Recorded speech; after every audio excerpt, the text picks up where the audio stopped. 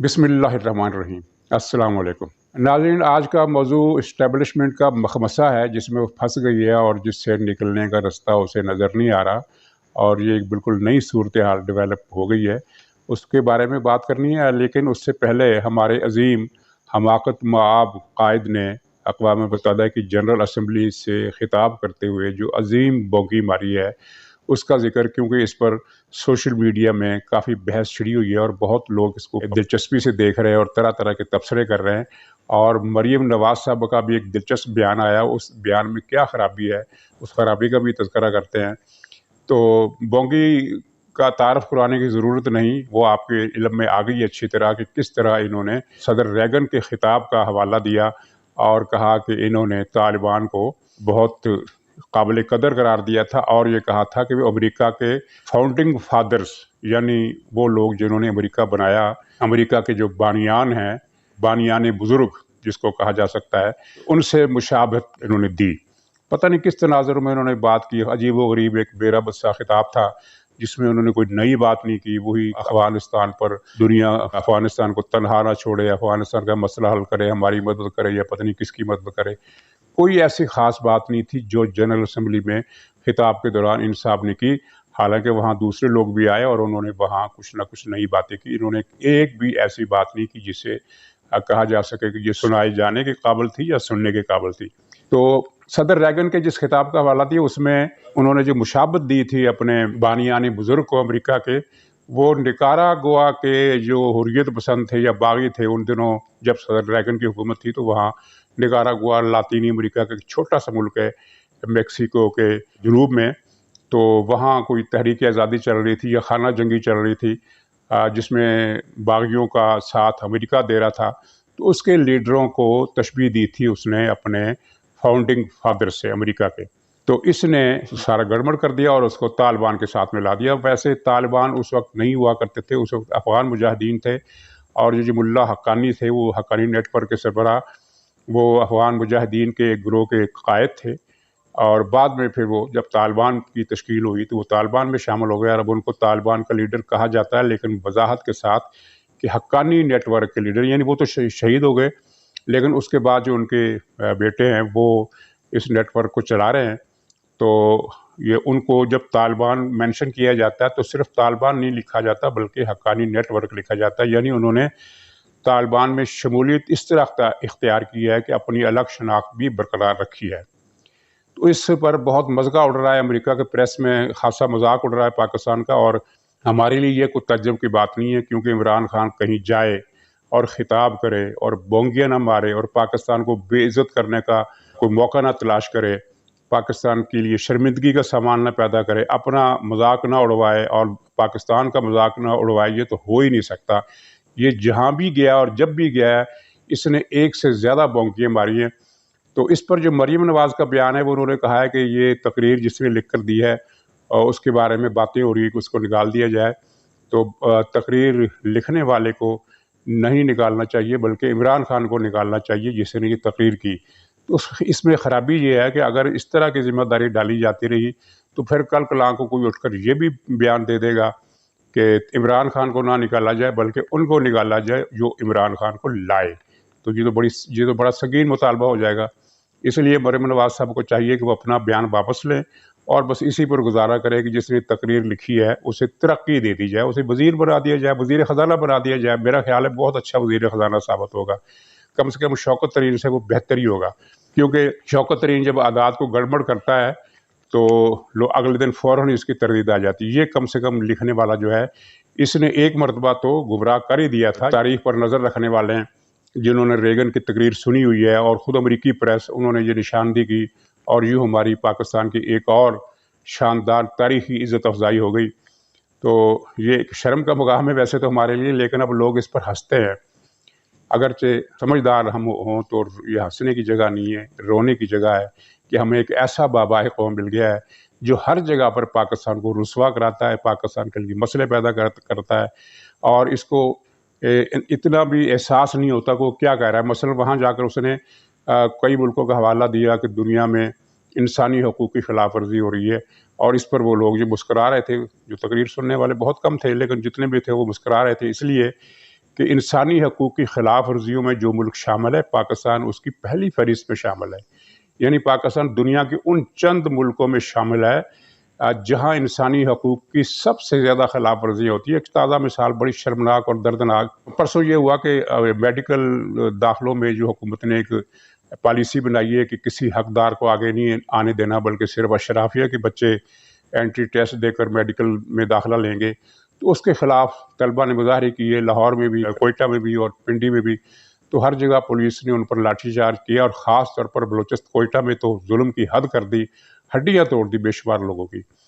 ایک تو یہ ظلم ہوا، اور دوسرا ظلم یہ ہوا کہ پریس کو کہیں سے فون آ گیا، ایڈوائس آ گئی کہ یہ خبر نہیں چھاپنی، چنانچہ آپ نے دیکھا ہوگا کہ کل کے اخباروں میں یہ خبر غائب تھی۔ اس خبر کو لوگوں کو تب پتہ چلا جب اپوزیشن کے لیڈروں نے اس واقعے کی مذمت کی، اور عدالت نے مداخلت کر کے کوئٹہ میں جو بے گناہ سینکڑوں کے حساب سے طالب علم گرفتار کیے گئے تھے، یہ پہلے ان کی ہڈی پسلی ایک کی گئی، پھر ان کو گرفتار کر کے تھانے میں ڈال دیا، جیل میں ڈال دیا گیا یا تھانے میں ڈال دیا گیا۔ تو عدالت کے حکم پر ان کو رہائی ملی، تو اس رہائی کی خبر چلی، اور جو اپوزیشن لیڈروں نے مذمت کی وہ بیان چلا، تب لوگوں کو پتہ چلا کہ وہاں کوئٹہ میں یہ واقعہ ہو گیا۔ جو سوشل میڈیا دیکھتے ہیں ان کو تو پتہ چل گیا تھا، لیکن پاکستان میں بہت سے لوگ اب بھی ایسے ہیں جو سوشل میڈیا پر خبریں تلاش کرنے کا کام نہیں کرتے، وہ دوسرے پیغام رسانی کرتے ہیں، اپنی کامک قسم کے ٹویٹ کرتے ہیں یا اس طرح کی تفریحی چیزیں دیکھتے ہیں، لیکن خبریں وہ تلاش نہیں کرتے۔ چنانچہ وہ جو سوشل میڈیا کے لوگ تھے ان کو اس بات کی اطلاع اپوزیشن کے بیانات سے ہوئی اور عدالت کے فیصلے سے ہوئی۔ تو انسانی حقوق کی جو صورتحال ہے، اس پر اگر یہ کبھی کسی نے وائٹ پیپر لکھا، ڈاکومنٹس تیار کی، سارے اعداد و شمار اکٹھے کیے، تو پتہ چلے گا کہ ہم دنیا کے ٹاپ 10 میں ہیں۔ شمالی کوریا اور ایران اور شام کے بعد میرے خیال میں ہمارا ہی نمبر آتا ہے، کیونکہ پاکستان میں اس وقت انسانی حقوق کی جو بدترین صورتحال ہے، لوگ اٹھائے جاتے ہیں، اغوا کر لیے جاتے ہیں، ان کی لاشیں ملتی ہیں۔ کل جو پچھلے 1 مہینے سے ایک بچہ لاپتہ تھا، وہ کوئٹہ سے اس کی لاش حب سے ملی ہے، وہاں اس کو قتل کر کے پولیس اہلکاروں نے اس کو مار کے دفن کر دیا۔ تو یہ تو پاکستان میں لاپتہ افراد کی صورتحال ہے، یہ انسانی حقوق کی صورتحال ہے، اور یہ آدمی اس کو کوئی جھجک نہیں ہوئی کہ وہ جنرل اسمبلی کے اجلاس میں انسانی حقوق پر بات نہ کرے۔ اور ویسے بھی ایک لطیفہ تھا کہ دنیا بھر کے لوگ وہاں پہنچے ہیں، یہ صاحب نہیں گئے، اور اس کے پیچھے کی کہانی بھی بڑی عبرتناک ہے۔ وہ کہانی یہ ہے کہ اس نے دنیا کے مختلف ملکوں سے، جو اہم ملک ہیں، ان کے لیڈروں سے ملاقات کا وقت مانگا تھا۔ مطلب یہ تھا کہ ان سب لیڈروں سے ملاقات ہوگی تو بلے بلے ہو جائے گی کہ ہمارے عظیم حماقت مآب نے دنیا کے مختلف عالمی رہنماؤں کو شرف ملاقات بخشا۔ یعنی یہ خبر ہمارے چینلز پر یہ اس طرح نہیں چلنی تھی کہ عمران خان نے ان سے ملاقات کی ہے، بلکہ اس طرح چلنی تھی کہ جرمنی کے چانسلر نے، جاپان کے وزیر اعظم نے، فرانس کے صدر نے، فلاں نے پاکستان کے عظیم قائد سے ملاقات کی، اور اس طرح ایک یہ ڈنکے بجاتے کہ جناب دیکھیں ہمارے قائد کی دنیا میں کتنی مقبولیت ہے۔ آج ایک بونگے وزیر نے بیان دیا ہے کہ دنیا مسائل کے حل کے لیے ہماری طرف دیکھ رہی ہے، ماشاءاللہ۔ اس پر کیا تبصرہ کیا جائے؟ تو ہوا یہ کہ کسی ایک لیڈر نے بھی ملاقات کرنے کی حامی نہیں بھری، سب نے انکار کر دیا۔ اور یہ پاکستان کی تاریخ میں نہیں، دنیا کی تاریخ میں پہلا واقعہ ہے کہ ایک ملک کا وزیر اعظم مختلف سربراہان مملکت سے درخواست کرتا ہے کہ مجھے ملاقات کا وقت دیا جائے، اور وہ سب اس درخواست کو رد کر دیتے ہیں۔ یہ کہاں، کس مقام پر پاکستان کو لے آئے ہیں یہ صاحب؟ خیر اسے چھوڑیے۔ اسٹیبلشمنٹ کا مخمصہ، وہ اس کی بنیاد وہ خبر ہے جو پچھلے دنوں آئی تھی، اس کو کچھ لوگ خبر کہتے ہیں، کچھ لوگ افواہ کہتے ہیں، کچھ لوگ کہتے ہیں یہ کوئی چال ہے مسلم لیگ نون کی۔ بہرحال خبر یہی ہے کہ نواز شریف دسمبر میں پاکستان آ رہے ہیں۔ اگر نومبر میں نہیں آئے تو دسمبر میں آئیں گے، یہ خبر چل رہی ہے۔ اس خبر کی تصدیق یا تردید کرنے کا دعویٰ کرنا کم سے کم میرے لیے تو بہت مشکل ہے، کیونکہ مسلم لیگ کے جو ذمہ دار لوگ ہیں جن سے بات ہوتی ہے وہ ہاں ہنس کر کوئی گول مول سا جواب دیتے ہیں کہ آ جائیں گے، پتہ چل جائے گا، اس طرح کی بات کرتے ہیں۔ اور کچھ نہ کچھ چکر ضرور ہے، یہ یقین سے کہا جاتا ہے کہ ان کے آنے کی جو خبر ہے جو اڑائی گئی ہے یا جو چل رہی ہے اس کے پیچھے کچھ نہ کچھ کہانی یہ ہے۔ اب اسٹیبلشمنٹ کا مخمصہ یہ ہے کہ وہ صورتحال کلیئر ہو تو وہ اپنی آئندہ اسٹریٹجی بنائے، کیونکہ اگر نواز شریف آ جاتے ہیں تو پھر یہ پلان ہوگا، اگر وہ نہیں آتے تو پھر پلان یہ ہوگا۔ وقت کم ہے اور تیاری ایک پلان کی ہو سکتی، 2 کی نہیں۔ اگر نواز شریف پاکستان آتے ہیں تو انہوں نے یہ اسٹریٹجی بنانی ہے، اس میں دوسری چیزوں کو گنجائش نہیں رہے گی۔ اسٹریٹجی بنا لی، پلاننگ کر لی، تیاری کر لی، اور آخر میں پتہ چلا کہ نواز شریف صاحب تو نہیں آ رہے، وہ ساری جو پلاننگ ہے وہ ختم ہو جائے گی، پھر دوسری پلاننگ ارجنسی میں کرنی پڑے گی۔ اور اس وقت اسٹیبلشمنٹ میں بہت زیادہ فرسٹریشن کی فضا ہے، اور فرسٹریشن کیوں ہے؟ وہ یہ ہے کہ جو کنگز پارٹی بنانے کے لیے اس وقت وسائل استعمال کیے جا رہے ہیں، دماغ استعمال کیے جا رہے ہیں، ہمارے جو تھنک ٹینک ہے جن کو آپ سمجھتے ہیں وہ استعمال کیے جا رہے ہیں۔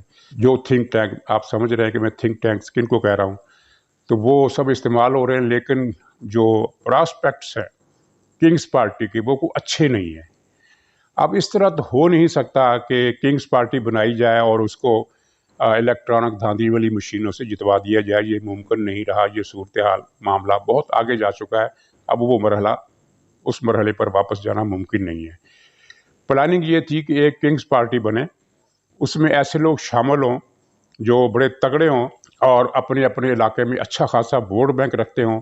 تو چلیے اگر وہ ہر امیدوار، فرض کیجیے ایک امیدوار 70,000 ووٹ لے لیتا ہے اور اس کو جیتنے کے لیے 80,000 کی ضرورت ہے، تو چلیے 10,000 ووٹ ہم ڈلوا دیں گے، وہ تو ان کے لیے اتنا بڑا مسئلہ نہیں ہے۔ لیکن صورتحال یہ ہے کہ کنگز پارٹی کے لیے اب تک جو لوگ اکٹھے ہوئے ہیں ان میں ماشاءاللہ جیتنے والا ایک بھی نہیں ہے، سوائے جہانگیر ترین گروپ کے۔ یہ کسی بھی گروپ کے بارے میں نہیں کہا جا سکتا کہ اس کے امیدوار جیت جائیں گے۔ اور جہانگیر ترین گروپ کے بارے میں جو مت ہے وہ بھی آپ کے سامنے ہے، وہ اتنا بڑا ووٹ بینک رکھنے والا گروپ نہیں ہے۔ اس کے پاس چند ایک الیکٹیبل ضرور ہے، لیکن وہ کسی عوامی حمایت رکھنے والی پارٹی کے ٹکٹ کے بغیر جیت نہیں سکتے۔ پچھلے الیکشن میں تو ان کو جتوا دیا گیا کیونکہ جو ایک ماسٹر پلان تھا دھاندلی کا، اس کے تحت وہ بھی آگے، ان کو بھی فیض مل گیا۔ لیکن اب وہ ان کا جو صورتحال ہے وہ یہی ہے کہ کسی کا ووٹ 5,000 کا ہے تو کسی کا 10,000 کا ہے تو کسی کا 12,000 کا ہے، یعنی جہانگیر ترین گروپ کے پاس بھی جیتنے والے امیدوار نہیں ہیں۔ تو چنانچہ یہ کنگز پارٹی جو ہے یہ کاف لیگ بن سکتی ہے، نہ پی ٹی آئی بن سکتی ہے، کیونکہ کاف لیگ کو مشرف نے دھاندلی کرا کے الیکشن جتوایا اور عمران خان کو ہمارے موجودہ مہربانوں نے جتوایا۔ تو یہ جو نئی کاف لیگ، نئی پی ٹی آئی، نئی کنگز پارٹی جو بن رہی ہے، اس کو جتوانے کے لیے حالات یکسر سازگار نہیں رہے، اور اس بات کا احساس ان کو بھی ہے جو پلاننگز کرتے ہیں، جو عوامی ووٹ کا پلڑا الٹا دیتے ہیں۔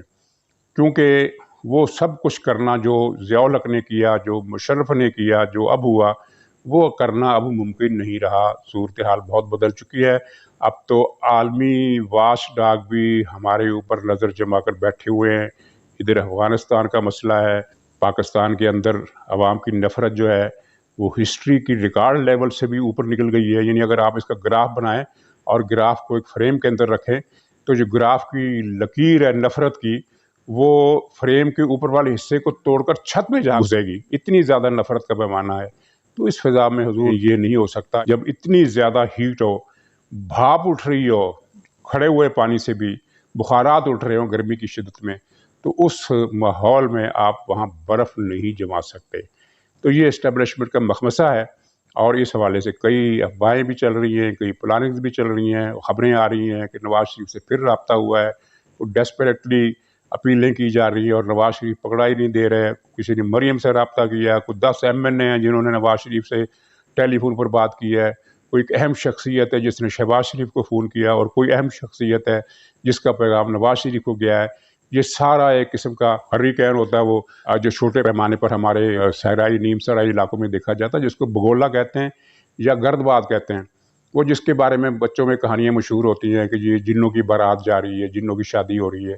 تو وہ جو گرد باد ہے وہ اس طرح کے جھکڑ چل رہے ہیں، اور صحیح سمجھ میں نہیں آ رہا کہ کس کا کیا پلان ہے اور کون کیا چاہتا ہے اور کیا ظاہر کر رہا ہے، اصل کہانی کیا ہے۔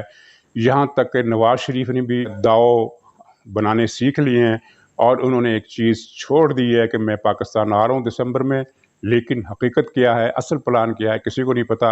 اور یہ جو چھائی ہوئی ہے بے خبری کی دھند، اس سے پریشانی نواز شریف کو نہیں ہے، اس سے پریشانی اسٹیبلشمنٹ کو ہے، اور اس سے پریشانی عمران خان کو ہے۔ عمران خان کا ہر بیان، اس کی باڈی لینگویج، اس کی چال ڈال، آج کل آپ دیکھیں تو آپ کو پتہ چلے گا کہ اس پریشانی نے اسے بھی گھیر رکھا ہے، اور اس کے چہرے پر یہ پریشانی کے جو غبار ہے وہ آپ کو واضح طور پر نظر آئے گا۔ تو ناظرین، یہ جو دھند چھائی ہوئی ہے، میں نے اس کی منظر کشی کرنے کی کوشش کی ہے، تو امید ہے کچھ نہ کچھ آپ کے سوالات کا جواب اگرچہ اس میں نہیں ملے گا، لیکن کچھ نہ کچھ منظر آپ کے سامنے آ گیا ہوگا. تو اسی پر اکتفا کرتا ہوں. انشاءاللہ کل دوبارہ ملاقات ہوگی. تب تک کے لیے خدا حافظ.